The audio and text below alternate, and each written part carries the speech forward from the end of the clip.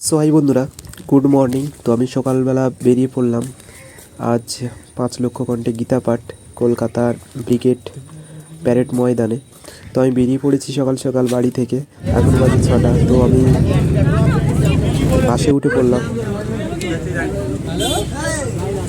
এখন যাচ্ছি আমি কলকাতায় ব্রিগেড ময়দানে 5 লক্ষ। সো হাই বন্ধুরা, আজকে 7 তারিখ। আজকে 5 লক্ষ কণ্ঠে গীতা পাঠ ব্রিগেড ময়দানে। তো আমরা ওই 5 লক্ষ কণ্ঠে গীতা পাঠের যে আয়োজন করা হয়েছে, তো সেখানেই যাচ্ছি। এখন গাড়ি থেকে নামলাম, আমাদের বাস পেছনে আছে। তো আমরা এগিয়ে যাচ্ছি ব্রিগেড ময়দানের দিকে। তো বন্ধুরা, এটাই হচ্ছে ব্রিগেড ময়দান, আর এখানেই আয়োজিত হয়েছে গীতা পাঠের 5 লক্ষ কণ্ঠে গীতা পাঠ। দেখানোর চেষ্টা করছি বন্ধুরা, এই হচ্ছে ব্রিগেড ময়দান।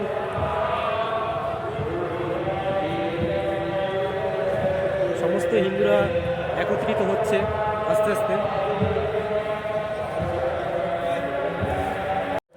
তো আমি আমার হচ্ছে বন্ধু দুজনে এসেছি, বিশ্বজিৎ আর আমি।